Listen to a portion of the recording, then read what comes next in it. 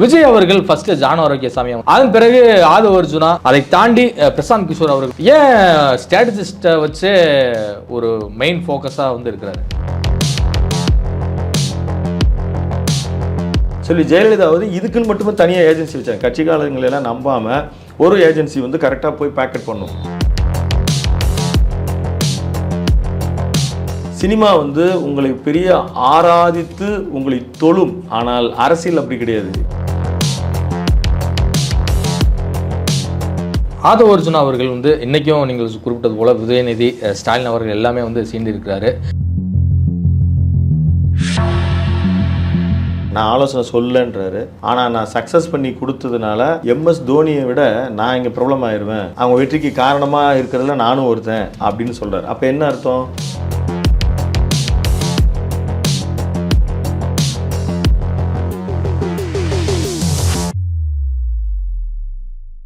Sir, உங்ககிட்ட சில விஷயங்களை கேட்கணும்னு நினைக்கிறேன். இப்போ விஜய் அவர்கள் கட்சி தொடங்கி ஓராண்டை நிறைவு செய்து விட்டார். அடுத்த வருஷம் எலெக்ஷன், அது இன்னும் தீவிரமாக களம் இருக்கும். எல்லா கட்சிகளுமே ஆயத்தமாயிரும். டிசம்பருக்கு பிறகு எங்கெங்கெல்லாம் யார் அணி மாறுறாங்க அப்படிங்கிற ஒரு சுவாரஸ்யங்களும் ட்விஸ்ட்டும் நடக்க வாய்ப்பு இருக்குது.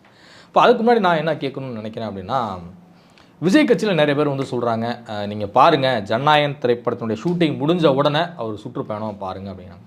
இதற்கு முன்பாக மாநாடு முடிஞ்சோடனே சுற்றுப்பயணம் அப்படின்னாங்க. அதன் பிறகு பரந்தூர்லேருந்து அவருடைய சுற்றுப்பயணம் ஆரம்பிக்குது அப்படின்னாங்க. பரந்தூரில் 10 நிமிஷம் பேசினார், அவ்வளோதான். இப்போ 2ஆம் ஆண்டு தொடங்க விழாவுக்கு பிறகு பாருங்கள் விஜயோட சுற்றுப்பயணம் இருக்குது அப்படிங்கிறாங்க. அவருடைய சுற்றுப்பயணம் எப்போது தான் இருக்கும் அப்படின்னு நினைக்கிறீங்க? இல்லை, நமக்கு கிடைத்த தகவல் இதே மாதிரி தான். இந்த ஆர்டர் தான் சொன்னாங்க. ஃபஸ்ட்டு ஜனவரி சொன்னாங்க, அப்புறம் பிப்ரவரின்னு சொன்னாங்க. இது மாதிரி தொடர்ந்து ஒரு மக்களோடு ஒருங்கிணைந்து பணியாற்ற வேண்டிய அவசியம் இருக்குது. அவரோட கொஞ்ச நாள் இணைந்து பணியாற்றிய திரு அய்யநாதன் அவர்கள் இந்த விஷயத்தை தான் குறிப்பிட்டார். நீங்கள் களத்துக்கு வரணும், களத்தில் ஒர்க் பண்ணணும். இதை தான் தொடர்ந்து திருப்பி எல்லாம். அரசியல்னால் அதுதான். சினிமான்றது வேறு, சினிமான்ற ஒரு மெத்தடாலஜி வேறு. அது உங்களை ஆராதிக்கிறதுக்குன்னு ஒரு குழு இருக்கிறது. இங்கே அப்படி கிடையாது. நீங்கள் போய் தான் மக்கள்கிட்ட சேரணும். அப்படி ஒரு இன்னைக்கு செல்வி ஜெயலலிதாவாகட்டும், அவங்க இந்த மாதிரி சில நேரங்களில் சில விஷயங்கள் எல்லாம் கடைபிடிச்சாங்க. எப்படின்னா, மக்களோடு அவங்க ரொம்ப நெருங்கி இருக்க மாட்டாங்க, ஆனால் அவங்க பேரில் அறிக்கை வரும். அவங்க சில மந்திரிகள் பேரில் அறிக்கைகளை தயார் செஞ்சு பின்னால் வெளிவருது. இந்த மாதிரியான முறைகள்லாம் இருந்தது. ஆனால் இன்டெலெக்சுவல் பர்சன்ஸாக இப்போ நிறையா கூட வச்சுருப்பாங்க. இவரும் அப்படி அழைக்கப்படுகிற தேர்தல் வியூக வகுப்பாளர்கள் எல்லாம் வச்சிருக்கிறார் அப்படின்னு நம்ம எடுத்துக்கிட்டாலும், இங்கே என்ன இருந்தாலும் ஃபீல்டு ஒர்க் அப்படின்றது ரொம்ப அவசியம். இப்போ ஒரு குறிப்பிட்ட நாளைக்கு மேலே தான் ஜெயலலிதா அவர்கள் எல்லாம் அவங்களுடைய உடல்நிலை காரணமாக தான் அதிகமான அவங்களுடைய சந்திப்புகளை எல்லாம் தவிர்த்துட்டாங்க. அப்பயும் அவங்க கட்சிக்காரர்களோடு ரொம்ப கனெக்டாக தான் இருப்பாங்க. அந்த மாதிரி இவர் பெரிய அளவில் மாவட்ட செயலாளர்கள் அப்படின்னா தொடர்ந்து அவங்கக்கிட்ட பேசணும். இன்றைக்கி நீங்கள் வாரிசு அரசியல் அப்படின்னு சொல்லி திரு ஸ்டாலின் அவர்களில் அல்லது திரு உதயநிதி அவர்களை குறிப்பிட்டாலும் முதல் கட்டமே அவங்களுடைய பணி ஸ்டார்ட் ஆயிரும்.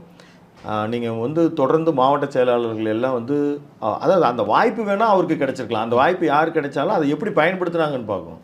இன்றைக்கி திரு ஸ்டாலின் அவர்கள் தொடர்ந்து ஒவ்வொரு மாவட்டத்திலையும் அவர் அங்கே யார் இருக்காங்க, முக்கிய நிர்வாகிகள் என்ன, தனக்கேற்றதால் போகிற ஒரு ஆதரவு தளத்தை அவர் ஏற்படுத்திக்கிட்டார் அப்படின்னு வேணால் நம்ம வகைப்படுத்தலாமே தவிர, அவர் மிகப்பெரிய அளவில் அவர்களுடைய கட்சிக்காரர்களுடைய தொடர்புகளை அவர் மேம்படுத்தி இவர் சொன்னால் அங்கே கேட்குற மாதிரி அங்கே என்ன நடந்துட்டுருக்குன்னு ஒரு கனெக்ட் அவர் ஏற்படுத்திக்கிட்டு தான். முதல்ல அதை விஜய் அவர்கள் அதை செய்யணும் அப்படின்னு நான் நினைக்கிறேன். அப்போ ஒவ்வொரு மாவட்டத்தில் கூடிய பிரச்சனைகளும் நான் குறிப்பிட்டது போல் நீங்களும் அதை குறிப்பிடுறீங்க. ஆமாம், கண்டிப்பாக விஜய் கவனத்தை கொண்டு போயிட்டே இருக்கும். அவர் இந்த 69,000 பூத் ஏஜென்ட்ஸை ஃபில் பண்ணணும் அப்படின்றத விஷயத்தை அவர் யாருக்கோ அவருக்கு ஸ்ட்ராங்காக சொல்லியிருக்காங்க. இன்றைக்கி நாம் தமிழர் கட்சி நீங்கள் குறிப்பிட்டீங்க 8% வாக்குகளை அவங்க பெற்றிருக்காங்க. அவங்க கூட ஒரு 25% மேலே அவங்க பூத் கமிட்டி அவங்களால அமைக்க முடியல. பிஜேபி நிலைமையெல்லாம் இன்னும் மோசம். அந்த 2 கட்சிகளை தவிர்த்து, அது அதிமுக திமுகவை தவிர்த்து யார் அந்த அடிப்படை கட்டமைப்புகளை அவங்க வலுப்படுத்தலை.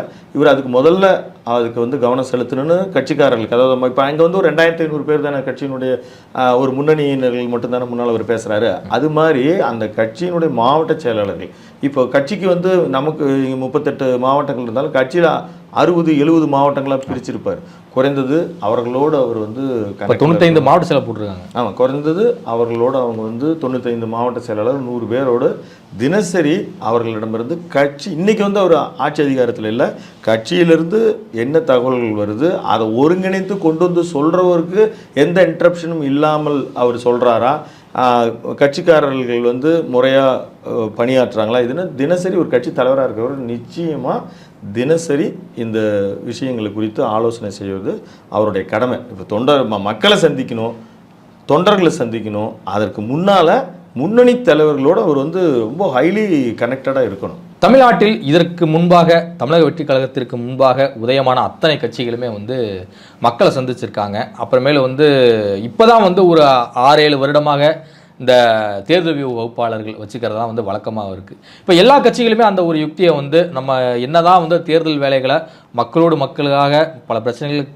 போராடினாலும் கூட ஒரு ஸ்ட்ராட்டஜிஸ்டாக பயில வச்சுக்குவோம் அப்படின்னு சொல்லிட்டு நிறையா கம்பெனிகள்லாம் அப்பாயின்மெண்ட் பண்ணுறாங்க. அதில் வந்து அவங்கவுங்களுடைய விருப்பம். விஜய் அவர்கள் ஃபஸ்ட்டு ஜான் ஆரோக்கியசாமியை வந்து தன்னுடைய கட்சியின் தேர்தல் வகுப்பாளராக வந்து வச்சுருந்தார். அதன் பிறகு ஆதவ அர்ஜுனா அவர் ஏற்கனவே தேர்தல் வகுப்பாளர் ப்ளஸ் வந்து விசிகால் துணை பொதுச்செயலாளர் இருந்தார். கட்சியிலேருந்து விலகி வந்து இப்போ வந்து உள்ளே வந்துட்டார். இவர் ஒரு தேர்தல் வகுப்பாளர் தான். அதை தாண்டி பிரசாந்த் கிஷோர் அவர்கள் வந்து பிரபல தேர்தல் வகுப்பாளர். ஏன் ஸ்ட்ராட்டஜிஸ்ட்டை வச்சு ஒரு மெயின் ஃபோக்கஸாக வந்து இருக்கிறாரு விஜய்? இல்லை, இப்போ நீங்களும் தொடர்ந்து நீண்ட நாட்களாக மீடியாவில் இருக்கிறவர் தான். இந்த அடிப்படையில் இன்றைக்கி வந்து ஏன் தேர்தல் வியூக வகுப்பாளர்கள் தேவைப்படுகிறார்கள்னா ஒரு 2-3 விஷயங்களில் முதல்ல வந்து நீங்கள் இந்த வாரிசு அரசியலுக்கெல்லாம் இவங்க ஒர்க் பண்ணாங்க அப்படின்ற மாதிரி நீங்கள் பேசுனீங்க. இந்த தேர்தல் ஸ்ட்ராட்டஜிக்கை கூட்டிகிட்டு வந்தது எலெக்ஷன் நீங்கள் பார்த்தீங்கன்னா கடந்த காலத்தில் வாரிசுகள் தான் இவங்களெல்லாம் வேல்யூ பண்ணி கூட்டிகிட்டு வராங்க. நீங்கள் எல்லா கட்சியிலையும், அது காங்கிரஸ் ஆகட்டும், ஜெகன்மோகன் ரெட்டி ஆகட்டும், நீங்கள் இங்கே வந்து நீங்கள் எடுத்துட்டீங்கன்னா திமுகவில் திரு சபரீஷன் ஆகட்டும், திரு உதயநிதி ஆகட்டும், பல பேர் நினைக்கிறாங்க திரு உதயநிதிக்கும் சபரீஷனுக்கும் ஒரு நாளும் பெரிய கான்ட்ரவர்சி வராது. 2 பேரும் எல்லாம் அவங்க சமகால வகுப்பு தோழர்கள் தான்ற எத்தனை பேருக்கு தெரியும்னு தெரியல. ஆமாம், அதனால் வந்து பெரிய கான்ட்ரவர்சியெல்லாம் வராது. எல்லாமே அவங்க வீட்டுக்குள்ளே இருக்கிற ஸ்ட்ராட்டஜிக் தான். அதனால் இப்போது அவங்க அப்பாவுக்காக, அவங்களுடைய மாமனாருக்காக அவங்க வந்து இந்த கட்சி இவ்வளவு கட்டமைப்பு வலுவையாக இருக்குது, அதுக்காக நம்ம ஒர்க் பண்ணணும். அப்போ என்ன பண்ணணும்னா முதல்ல ஸ்ட்ராட்டஜிக்கை அப்பாயிண்ட் பண்ணுறதுல ஒரு பெரிய ஸ்ட்ராட்டஜிக் இருக்குது ஒரு கட்சிக்கு. முதல்ல அவங்க வந்தால் தான் கலைஞர் பண்ணாரா, ஜெயலலிதா பண்ணாங்களா, இவங்க ஏன் பண்ண அந்த ஆளுமைகள் யாருமே பண்ணாம இருந்தது அந்த காலம். அவங்க இருந்த காலகட்டத்தில் இது இல்லை. இன்னொன்று இவங்களுக்கு எவரி நியூக்கன் கார்னர் தெரியும், இவர்களுக்கு தெரியாதுன்னா நம்ம குறைச்செல்லாம் மதிப்பிட முடியாது. திரு ஸ்டாலின் அவர்களுக்கு எல்லாம் தெரியும். அவர் மேடை பேச்சு வச்சு அவர் மதிப்பிட முடியாது. அவர் தனிப்பட்ட முறையில், அதாவது சில பேர் வந்து சிறந்த மேடை பேச்சாளராகவும் நினைவாற்றலாகவும் இருக்கிறதுனால அவங்க நிர்வாகியாக இருக்கணுன்ற அவசியம் இல்லை. இப்போ திரு சந்திரபாபு நாயுடு ஆகட்டும், திரு ஸ்டாலின் ஆகட்டும், அவங்களுக்கு வந்து ஒரு மேடை பேச்சு வந்து பெருசாக வராது. ஆனால் அவங்களுக்கு வந்து எல்லாமே தெரியும். தமிழ்நாட்டில் உள்ள நூக்கன் கார்னர் தெரியும், அட்மினிஸ்ட்ரேஷன் தெரியும். அவங்களுக்கு குறைச்செல்லாம் நீங்கள் வந்து அவங்க வந்து பெரும்பாலும் கட்சிக்காரங்களோ அல்லது போய் சந்திக்கிறவங்களோட அதிகம் பேச விரும்ப மாட்டாங்களே தவிர அவர்களுக்கு கடந்த கால ட்ராக் ரெக்கார்டு எல்லாமே தெரியும். தெரியாமலாம் கிடையாது. கூட்டணி பலம்னா என்ன, எப்படி லாஸ்ட் எந்தெந்த விஷயத்தில் ஃபெயிலியர் ஆகிருக்கு. இப்போ இவர் தலைமையேற்றதுலேருந்து நீங்கள் பெரிய தோல்வியை நீங்கள் தொடர் வெற்றியில் தான் இருக்குது. தொடர் வெற்றியில் தான். அதுக்கு அவருடைய கால்குலேஷன், அவருடைய இது ஸ்ட்ராட்டஜிக்கு. அதாவது கலைஞர் அவர்கள் கூட அவருடைய காலத்தில் வந்து பார்த்தீங்கன்னா ஒரு தேர்தலில் ஒரு கூட்டணி இங்கே இருக்கும், இன்னொரு கட்சி வந்து வேறு கூட்டணிக்கு போயிடும். அப்படி தான் இருந்துச்சு. கலைஞர் கூட அந்த கூட்டணியை வந்து தக்க வைக்க முடியாத ஒரு சூழலில் இருந்தார். ஆனால் இன்றைக்கி ஸ்டாலின் தக்க வைக்கிறார். ஆமாம், தக்க வைக்கிறாரு.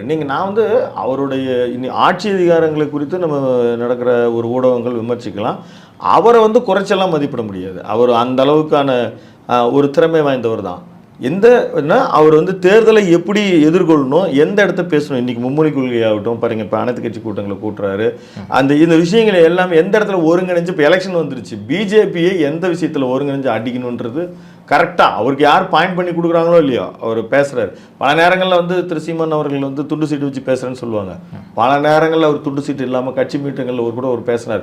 எனக்கு வந்து இவங்கெல்லாம் என்ன பண்ணுவாங்கன்னு தெரியாது, கட்சி நடக்கும்போது எனக்கு வந்து தூக்கம், அவெல்லாம் பாருங்கள் எந்த சீட்டு இல்லாமல் தான் பேசினார். அந்த மாதிரி தான் இருப்பேன். இப்போ நம்ம இதை விட்டுட்டு நீங்கள் கேட்குற அந்த ஸ்ட்ராட்டஜிக்கு ஏன் வேண்டும் அப்படின்றதுக்கு மிக முக்கியமான காரணம், அவங்க இன்னொரு இடத்துக்கு போய் ஒர்க் பண்ணக்கூடாது.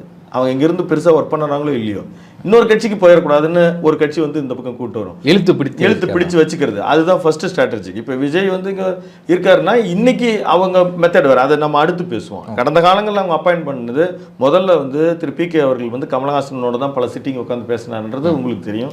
நம்ம பார்த்துருக்குறோம். அவர் அப்போ அங்கே தான் பேசினார். ஏன்னா கமல் சார் இருக்கிற பெரிய பிரச்சனையை அவர் வாலி மாதிரி நினைப்பார், புராண வாலி மாதிரி. அவன் பக்கத்தில் நேரில் உட்காந்து பாதி பலம் தனக்கு வந்துட்டு தான் அவர் நினச்சிப்பார். சினிமாவில் வேணால் அது சாத்தியம், அது வந்து அரசியல் அது சாத்தியம் கிடையாது. அது விஜய்க்கும் சொல்லக்கூடிய விஷயங்கள் அதுதான். அவர் வந்து இப்போது ஒரு ஸ்ட்ராட்டஜிக்கு இவங்க வேணும் அவங்க வேணும், இப்போ கடந்த கால வரலாறு ட்ராக் ரெக்கார்டை பார்த்து இவங்களெல்லாம் உள்ளே கொண்டு வரணும்னு நினைக்கிறார். அதே மாதிரி சில பத்திரிகையாளர்கள் சில பேர் வந்து ரொம்ப சாதாரணமாக இருப்பாங்க, ஆனால் டேட்டாவெல்லாம் விரல் நுனியில் வச்சுருப்பாங்க.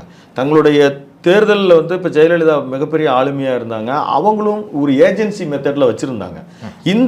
அந்த ஸ்ட்ராட்டஜிக்கு என்ன பண்ணுறாங்கன்னா, கட்சிக்காரர்கள் நம்புறது இல்லையா, கட்சிக்காரர்கள் சரியாக ஒர்க் பண்ணுறது இல்லையா, உண்மையாக அதுதான். பல நேரங்களில் கட்சிக்காரர்கள் ஒரு ஏக்கத்தில் தனக்கு வாய்ப்பு கிடைக்காத போது அவங்க சீட் பண்ணுவாங்க. சொந்த கட்சிக்கு முதல்ல வந்து அவங்க சீட் பண்ணுவாங்க. இந்த ஏஜென்சி, அப்பாயிண்டட் ஏஜென்சி மிக கரெக்டாக முதல்ல வந்து பணம் வந்து கட்சிக்கு வந்து திரட்டுறாங்க. அவ்வளோ கட்சி என்ன பண்ண, மக்களுக்கு பணம் கொடுக்கறத பற்றி பேசுகிறது தனி. கட்சிக்கு வந்து வேலையை விட்டுட்டு வந்து ஒர்க் பண்ணுறாங்கன்னு வச்சுக்கோங்களேன். அந்த ஏஜென்ட் பூத் ஏஜென்ட் இருக்காங்க. இப்போ 69,000 பூத்து இருக்கிறதா வந்து திரு விஜய் அவர்கள் குறிப்பிட்டார் பார்த்தீங்களா. ஒரு பூத்துக்கு குறைஞ்சது 3 to 4, 5, 6, 8, 10 வரைக்கும் இருக்காங்க. இவங்க வந்து குறிப்பிட்ட காலம் அந்த பூத்துக்கான ஒரு பூத் ஸ்லீப்பில் இருந்து தனிப்பட்ட முறையில் போய் சந்திக்கிறது அதிமுக திமுக செய்து இன்றைக்கி பிஜேபியும் செஞ்சிட்டு இருக்கு. இவங்க தன்னுடைய பணிகளை விட்டு விட்டு வந்து அவங்களுக்கு பணியாற்றுவதற்கு நிச்சயமாக அவங்களுக்கு ஒரு செலவு இருக்குது. தேர்தல் செலவுன்னு நீங்கள் அனுமதிக்கப்பட்ட செலவே நீங்கள் கால்குலேட் பண்ணி பாருங்கள். அதுக்கப்புறம் தேர்தல் பிரச்சாரகாரங்களை வந்து ஒர்க் பண்ணுறாங்க. அவங்களுக்கு சரியாக போய் பணியாற்றுவதற்கு தொகையை கொண்டு போய் கொடுப்பதில்லை. இதனால் தான் திமுகவில் மிகப்பெரிய பலவீனங்கள் அடைஞ்சது. இது அதிமுகவும் பலவீனங்களை உணர்ந்து சொல்லி ஜெயலலிதாவது இதுக்குன்னு மட்டுமே தனியாக ஏஜென்சி வச்சாங்க. கட்சிக்காரங்களெல்லாம் நம்பாமல் ஒரு ஏஜென்சி வந்து கரெக்டாக போய் பேக்கெட் பண்ணும் பணத்தெல்லாம். வந்து நான் சொல்கிறது பணியாற்றுவர்களுக்கு, மக்களுக்கு கொண்டு போய் பணம் கொடுக்கறது அது பெரிய டாப்பிக்கு. அது நமக்கு தெரிஞ்ச விஷயத்த நாம் ஆதாரம் இல்லாமல் பேசக்கூடாது. நமக்கு தெரியும் பல விஷயங்கள், எப்படி பணம் போகுது எப்படி போகுதுன்னு. ஆனால் அதை சொல்லிட்டா எங்கே ஆதாரம்னு கேட்பாங்க. அந்த நமக்கு போய் அதுக்கு நம்ம பதில் சொல்லிட்டு இருக்க முடியாது. ஆனால் முறையாகவே கட்சி நிர்வாகிகள் பணியாற்றுவதற்கு கொண்டு போய் கொடுக்கக்கூடிய தொகை போய் சேருவதில்லாத போய் ஜெயலலிதா அவர்கள் ஏஜென்சி வச்சாங்க இதுக்குன்னு. அது போய் அவங்க 2001 தேர்தலில் அதை அனுபவத்தை அவங்க சந்தித்தாங்க. அதே மாதிரி அங்கே கடந்த காலங்களில் அவங்க நிறைய பத்திரிகையாளர்கள் சீனியர் திரு சோ அவங்க எப்படி பயன்படுத்திட்டாங்க. அவர்களுக்கு பெரிய தோல்வியடைய வரும்பொழுது பின்னாடி வரும்போது திரு சோவை நாடி செல்வி ஜெயலலிதா அவர்கள் போய் போனாங்க, அவங்க வீட்டுக்கு போனாங்கன்றதை நம்ம பார்த்தோம். ஒரு ஆலோசனை இது மாதிரி எப்படி கேட்டாங்க. இப்போ விஜய் அவர்கள் வந்து அவங்க பனையூர் ஆஃபீஸ்லேயே உட்காந்துட்டு ஒர்க் பண்ணிட்டு இருக்கிறாரு. சினிமா வாய்ப்பு கேடுவர்கள் அவங்க எந்த நிலையில வேணாலும் உங்களை வந்து பல மணி நேரம் கூட காத்திருந்து உங்களுக்கு கதையை சொல்லி பல வருஷம் காத்திருந்து கதை சொன்னவங்க இருக்காங்க. கதையை சொல்லிட்டு பல வருஷம் காத்திருந்து இவங்க இன்னமும் இருக்கிறாங்க கால் சீட்டுக்காக. சினிமா வந்து உங்களை பெரிய ஆராதித்து உங்களை தொழும். ஆனால் அரசியல் அப்படி கிடையாது. நீங்கள் தான் இன்டெலிஜென்ஸை போய் பார்க்கணும். இப்போ வச்சிருக்கிறவங்க வந்து ஸ்ட்ராட்டஜிக்கு அவங்க வந்து இன்டெலிஜென்ஸ். ஆமாம், வகுப்பாளர்கள் தான். அது எப்படி பிரித்து ஒரு 10 பிரிவு 12 பிரிவு 15 பிரிவாக வகுத்து ஒன்றும் ஒரு ஃபீல்டை ஒர்க் பண்ணும். ஆனால் நீங்கள் வந்து இப்போ ஷோ வந்து அந்த மாதிரிலாம் பண்ண மாட்டார். கால்குலேஷன் கரெக்டாக சொல்லுவார். ஏன்னா ஒரு மீடியா பர்சன்ஸாக இருக்காங்க. அவங்க வந்து அயனாதனை விட்டதெல்லாம் மிகப்பெரிய இழப்பாக தான் நான் நினைக்கிறேன். அங்கே எங்கே இன்டெலெக்சுவல் பர்சன். ஆமாம். இப்போ அந்த ஏதோ ஒரு தருணத்தில் அவங்க ஏதோ ஒரு மிஸ்மேட்ச் ஆகிருக்கு. அவங்க வந்து அவங்க வேல்யூ பண்ணி கூப்பிட்டு பேசணும், இவங்களெல்லாம் பேசணும். அதாவது முதல்ல வந்து நான் குறிப்பிட்டது போல் கட்சியினுடைய முன்னணி நிர்வாகிகளோடு அவர் பேசுவதோடு இது மாதிரியான மீடியா பர்சன்ஸை இவர் தான் தேடி போய் கேட்கணும். இப்போது அதாவது அரசியல் நீதின்னு ஒன்று இருக்குது. அதில் வந்து என்னென்னா விதுர நீதின்னு ஒன்று இருக்குது. அது என்ன சொல்கிறேன்னா, மன்னன் கேட்டால ஒழிய நீ அறிவுரை சொல்லாதன்றாங்க. மன்னனா இன்றைக்கி ஒரு ஹெட் ஆஃப் த ஒரு இன்ஸ்டியூஷனாக இன்றைக்கி இருக்கிற ஏதோ ஒரு கட்சி தலைவரோ அல்லது வந்து ஒரு ஆள்வோர்களோ உனக்கு அறிவு இருக்குன்னா நீ கேட்டாலை ஒழிய போய் சொல்லாதன்றாங்க. அது மாதிரி நீங்கள் கேட்டாலை ஒழிய அவங்க சொல்ல மாட்டாங்க. நீங்கள் சும்மா போய் சொன்னால் அந்த வேல்யூ வந்து இல்லாமல் போயிடும். அதனால் அவங்களை தேடி பிடித்து இவர் தான் கேட்கணும். அது எந்த முகாமில் வேணாலும் இருப்பாங்க. அதனால் நீங்கள் தான் பயன்படுத்திக்கணும். சினிமா இயக்குநர்களை போல் உங்களுக்காக மணிக்கிறக்க அவங்களாம் காத்திருக்க மாட்டாங்க. ஆதவ அர்ஜுனா அவர்கள் வந்து இன்றைக்கும் நீங்கள் குறிப்பிட்டது போல் உதயநிதி ஸ்டாலின் அவர்கள் எல்லாமே வந்து சீண்டிருக்கிறாரு. எப்படி விஜய் அவர்கள் வந்து பயங்கரமாக இருக்காரோ மக்களாக, அதுபோல் நீங்கள் வந்து மக்களாக நிற்கணும்னு நினைக்கிறீங்க. ஆனால் நீங்கள் வந்து அரசியலில் வந்து நடிக்கிறீங்க. எங்கள் தலைவரை பார்த்து நீங்கள் நடிகர்னு சொன்னீங்க. ஆனால் இப்போ எங்கள் தலைவரை பார்த்து நீங்கள் தான் வந்து மக்கள்கிட்ட நடிச்சிட்ருக்கீங்க அப்படிங்கிற மாதிரி விமர்சனத்தை எல்லாம் வந்து முன் வச்சிருக்காரு. இன்னொரு விஷயம் மட்டும் நான் கூப்பிட்டு நான் பேசணும்னு நினைக்கிறேன். இதற்கு முன்பாக கண்டிப்பாக கூட்டணிகள் வந்து உடையும் அப்படின்லாம் சொல்லிட்டுலாம் பல ஸ்ட்ராட்டஜிஸ்ட் வந்து கணக்கு போட்டுட்ருக்காங்க. பல அரசியல் விமர்சகர்களும் வந்து இதை வந்து சொல்லிட்டு இருக்காங்க. திமுக கூட்டணியில் இருக்கக்கூடிய கட்சிகள் வரும்னு சொல்லிட்டு. ஆனால் திமுக கூட்டணி கட்சிகள் எல்லாமே வந்து அங்கே தான் அங்கே இருக்கும் அப்படிங்கிறாங்க. உங்களுடைய பார்வை என்ன?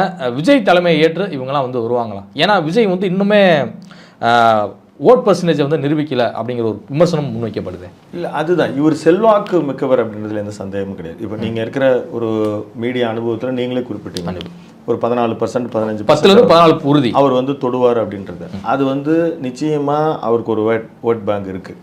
இந்த விஜய் அரசியலில் எல்லா கட்சிகளும் ஒரு ஒரு ஒரு டென்ஷன் இருக்கும். ஏன்னா அவங்களுக்கு பெரிய அளவில் வாக்கு பிளவு ஏற்படும் பொழுது சில நேரங்கள் என்ன பண்ணிங்கன்னா, நீங்கள் பார்டர் ஸ்டேட்டெல்லாம் பார்த்தீங்கன்னா அங்கே வந்து வேறு ஏதாவது ஒரு தேசிய கட்சிகள் வந்து வெல்லும்.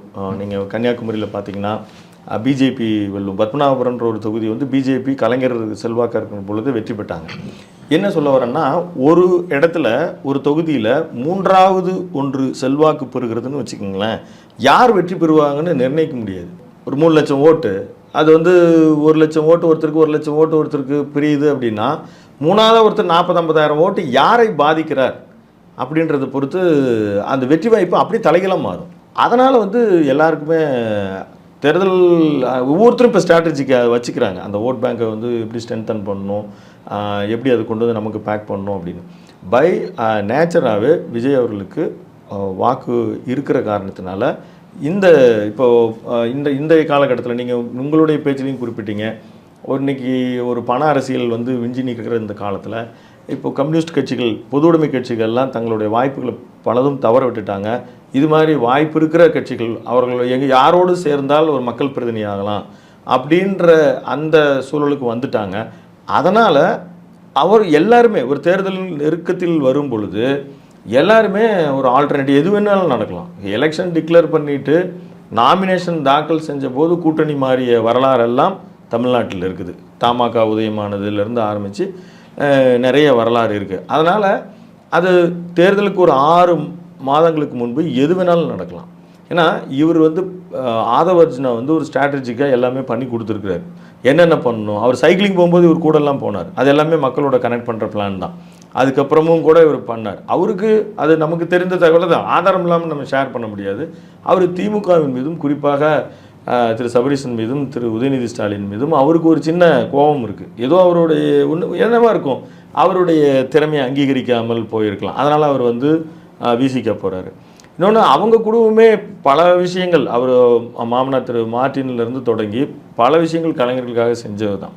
அதை செஞ்சு எந்த பிரதிபலனும் அவங்க கடந்த காலத்தில் எதிர்பார்க்காம போயிருக்காங்க. அவர் சொன்னார்னு ஒரு உளியின் யோசைன்னு நினைக்கிறேன், படங்கள் எல்லாம் கூட எடுத்தார்.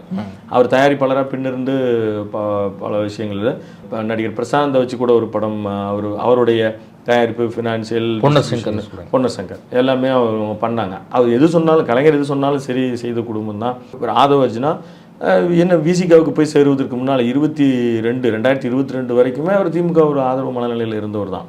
இப்போது என்னன்னா, அதுதான் இப்போ பதட்டம் அவங்களுக்கு இருக்கும். ஏன்னா இங்கே அவங்களுடைய ப்ளஸ் அண்ட் மைனஸ் ஆதவர்ஜுனாவுக்கு நல்லா தெரியும். ஆமாம், வீக் பாயிண்ட்லாம் நல்லா தெரியும். அவர் ட்ரெஸ் கோடு கூட இப்போ இவங்க சொல்லிக் கொடுக்குறது தானே. இப்போ இதெல்லாம் இப்போது திரு ஸ்டாலின் அவர்கள் வந்து முன்னை குறிப்பிட்டது போல் அவர் தேர்தல் வியூகத்தில் அவருக்கும் போதுமான அறிவு இருக்க தான் செய்யும். ஆனால் இப்படியெல்லாம் பண்ணாதான் மக்களிடம் நீங்கள் போய் நெருக்கமாக இணைய முடியும் அப்படின்னு ஐடியா கொடுப்பாங்க. அதில் இந்த சைக்கிளிங் போகிறது, ஜிம் ஒர்க் பண்ணுறது, நீங்கள் ஒரு குறிப்பிட்ட விஷயங்களை எடுத்து வந்து பேசுகிறது, வீடியோ பண்ணுறது, வாக்கிங் போனால் அதை மக்களை சந்தித்து மக்களோடு இருக்கிற மாதிரி பண்ணுறது, இது எல்லாமே ஸ்ட்ராட்டஜிக்கினுடைய பிளான்.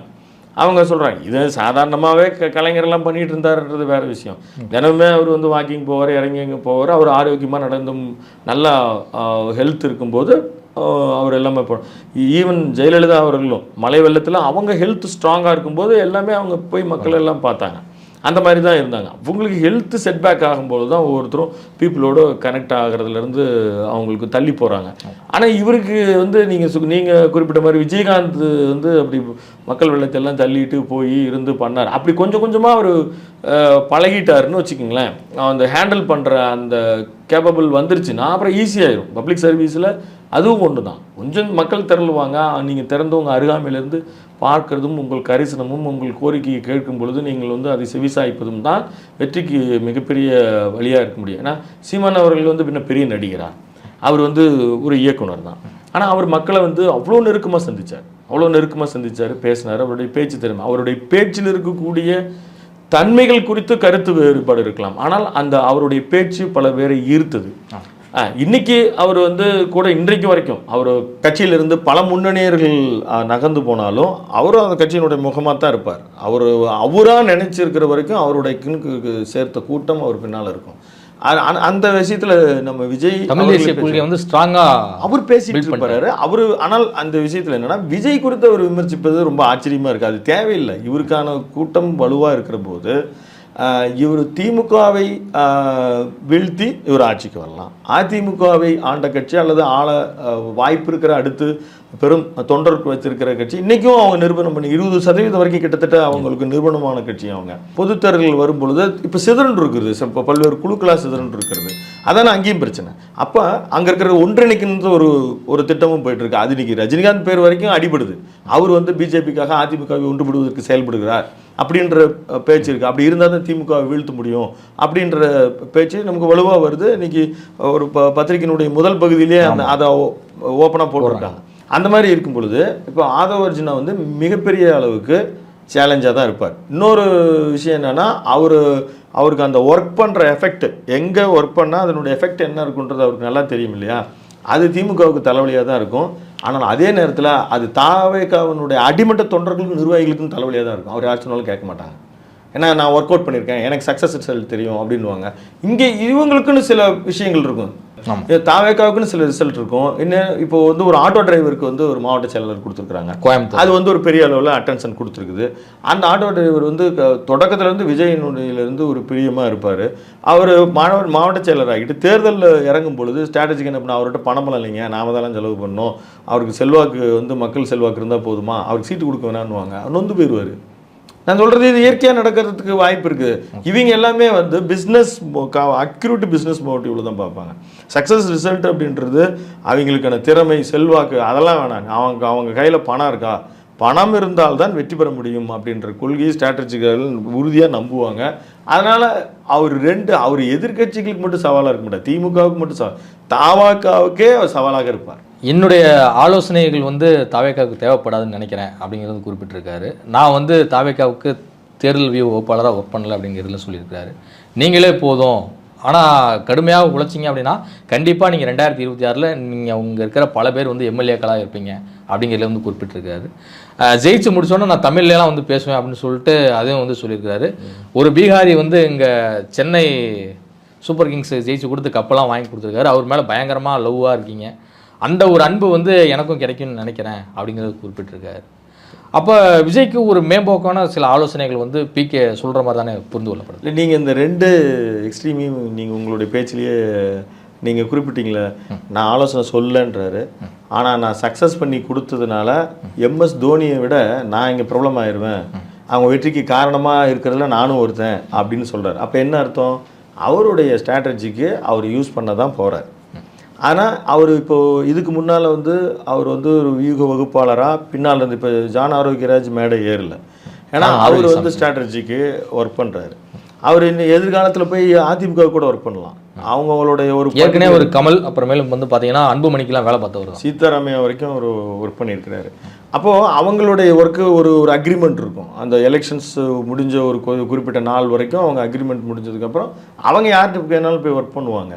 இங்கே வந்து நான் இனிமேல் யாருக்கும் பணியாற்ற போவதில்லை அப்படின்னு சொன்னதுக்கு பிறகும் இவர் இப்போ வந்து ஜன் சுரக்ஷானுடைய ஒரு பார்ட்டி ஹெட்டாக நான் வந்திருக்கேன், நான் என்னுடைய சகோதரருக்காக வந்திருக்கேன், ஒரு நட்புறவில் வந்திருக்கேன் அப்படின்னு சொன்னாலும் அவருடைய எதிர்காலத்தில் அவங்களுக்குள்ள வேறு பிளான் இருக்கும். இப்போ எப்படின்னா அந்த கட்சி ஒரு தேசிய கட்சி மாதிரி வளர்க்குற மாதிரி இங்கே இந்த இடத்துல வந்து இந்த ஒரு வளர்ந்ததுக்கு பிறகு நார்த்தில் இங்கே எல்லாம் ஒரு டையப் வைக்கிற மாதிரி அல்லது நார்த்தில் அவங்க கொடுக்குற அஜெண்டாவை திரு விஜய்களோட கடத்தி அதை வந்து மேம்படுத்துகிற மாதிரி ஒரு விஷயத்தை நீங்கள் கவனிச்சிங்களான்னு தெரில.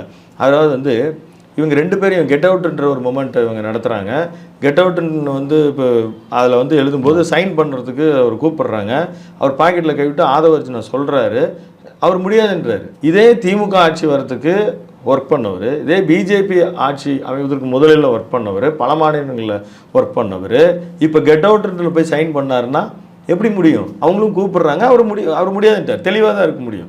ஏன்னா கடந்த காலங்களில் பணம் வாங்கிட்டு ஒரு குறிப்பிட்ட கட்சிக்கு ஒர்க் பண்ணுறாரு. அப்போ இவர் போய் இன்னைக்கு கட்சி தலைவராக இருக்கும்போது இந்த பாலிடிக்ஸில் நம்ம இங்கே இருமொழி கொள்கை அப்படின்னா பீகாரில் வந்து பிரச்சனை ஆகும். இல்லை, அது வந்து ஒரு பார்ட்டி ரிலீஜியஸுக்கான ஒரு விஷயமா அவர் கடந்து போயிடலாம். ஆனால் நீங்கள் ஜஸ்ட்டு லைக் தட் அவங்க பேனல்லாம் கொடுக்குறாங்க, அவர் சைன் போட மாட்டேன்றார். சைன் போகாமல் இருக்கிறதுக்கு மிக முக்கிய காரணம் என்ன? இவரே அங்கே ஒர்க் பண்ணியிருக்கிறார். இப்போ நீங்கள் தொடர்ந்து கேட்டீங்க, இவருக்கு வந்து அந்த வாரிசு அரசியல் பற்றி தெரியாதா, இது தெரியாதா? அவர் வியூக வகுப்பாளராக கூப்பிட்டதே நிறைய வாரிசுகளாக இருப்பாங்க, அவங்க தான் இவங்களோட ரொம்ப கனெக்டாக இருந்திருப்பாங்க, அதனால் அவருக்கு நல்லா தெரியும். அப்போ அந்த பலகீனம் தெரியும். மம்தா பானர்ஜியோடைய மருமகன் அபிஷேக் பானர்ஜி தானே கூப்பிட்டு வர ஒவ்வொருத்தருமே அவங்களுடைய அடுத்த கட்டத்தில் இருக்கவங்க தான் ஒரு இன்டெலிஜென்ஸை ஃபைண்ட் அவுட் பண்ணி தங்களுடைய அத்தைக்காக, மாமனாருக்காக, தன்னுடைய தகப்பனாருக்காக எல்லாம் கூட்டிகிட்டு வரவங்க அவங்க தான். அவங்களுக்கே இவர் நான் நிற்க போகிறேன், என்ன பண்ணணும், நான் எங்கே நிற்கணும் அப்படின்னு தொகுதி தேர்ந்தெடுத்து கொடுத்தவரே அவராக தான் இருக்க முடியும். அதான் அவருடைய டீம் ஒர்க்காக இருக்க முடியும். அப்படி இருக்கும் பொழுது இவர் வந்து தெளிவாக தான் இருக்கிறாரு. இன்னொன்று, அவருடைய பலம் முழுமையாக, அதாவது முன்ன வந்து பெரிய டீம் ஆஃப் இதில் வந்து ஃபண்டெல்லாம் வச்சு டிஸ்ட்ரிபியூஷன்லேருந்து ஆரம்பித்து ஐடியாலஜி எல்லாம் டிஸ்ட்ரிபியூட் பண்ணுறது, அதை திருப்பி ரிப்போர்ட் எடுத்து கொடுக்கறது, இந்த மாதிரியான பணிகளை பார்த்தவர்.